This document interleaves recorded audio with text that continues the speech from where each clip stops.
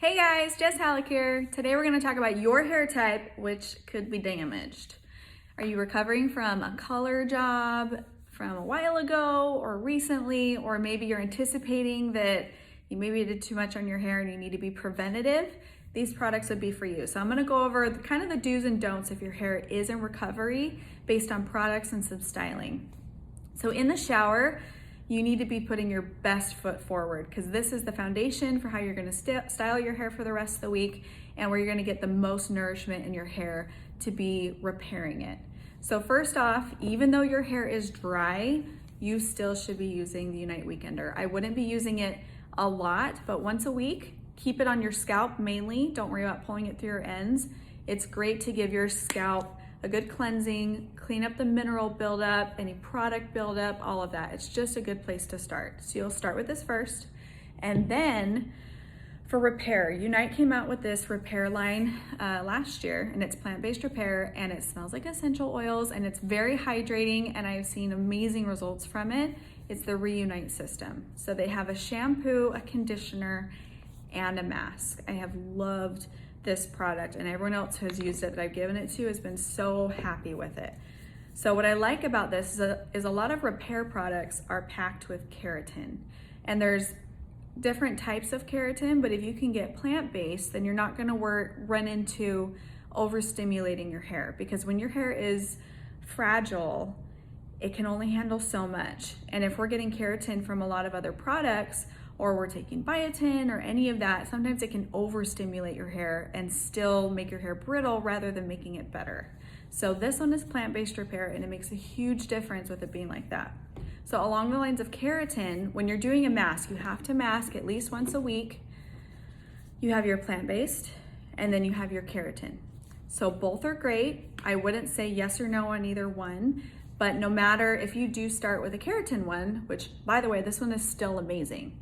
But by the time you run out of this, you need to take a break and switch to the other one. You don't want, that's where people get overstimulating, or if they'll buy the liter sizes of something that's keratin dense, usually halfway through the bottle, their hair's like, I'm done. So if you aren't seeing an improvement after a month, at least in how your hair feels, then I would switch. I would switch to something that's just less or different. Sometimes it just comes down to the ingredients. So a mask, hands down, have to be doing that. Then when you get out of the shower, it's all about hydration. I don't care if you have a really fine texture or not, you need hydration. So your leave-ins that you have to choose from is your 7-second detangler leave-in or the Boing curl leave-in. Both are very, very similar. This one has a little bit of oil in it because it was made for curly hair, but really just really dry hair that might need more when you're detangling rather than this one. This one has been their standalone product for years, and this just came out like 2 years ago. So they're both great, but you do have the option between the two depending on how dry your hair is or if it's curly or wavy. Then you have to put an oil in. Along the lines of hydration, you have to put an oil in. This is going to be your heat protectant. You can also use the 7-second glossing for a heat protectant once it's dry, but when it's wet, you really need to use this. Think of it as a long wear because it's a thicker texture, and so it's gonna take longer for your hair to get through it when you're curling or straightening. So you need to start with this one. You can also put it in your hair at night if your hair is really dry and just do 1, maybe 2 pumps of it. Work it through your hands at first and then just do your ends, your mid-strand, and that should be enough. And then if you feel like you still need another product to get your hair to feel smooth, I mean, there is a huge spectrum of where you could be with damage. I would recommend the 7-second blowout cream because it's just hydrating. It's hydrating and smoothing. So depending on your texture, this could be your saving grace when you're styling. You'd have to blow dry this in though. And rule of thumb, if you are wanting volume and you're on repair, you really can't do both, or I wouldn't recommend it, because what makes volumizing products work is that they're dehydrating your hair so that they're not so heavy. That's what like a dry shampoo is, or just texture sprays that have a lot of powder in them. So you want to stay away from that. You can't really do one or the other. You need to commit to repair for some time before you go back to all of your volumizing.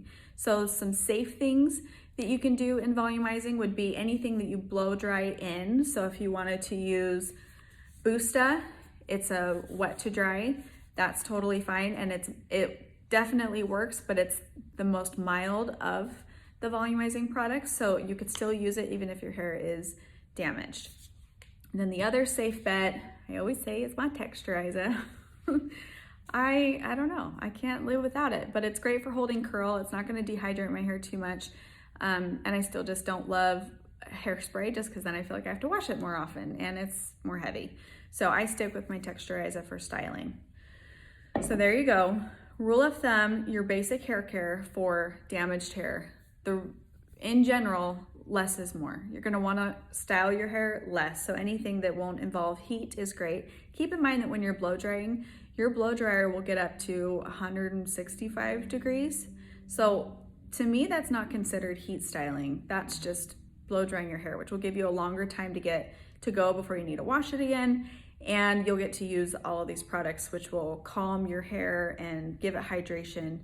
And maybe you won't need to turn to your curling iron or your straightener that gets up to 350, 450 degrees. So that's better. And then your nighttime care is really important. Just making sure that you're using your oil, you're braiding your hair at night or putting it up in like pineapple style just so there's not a lot of friction, all those things. But I do have another video like this on my YouTube talking about my nighttime routine with my hair care. That's also something you could check out.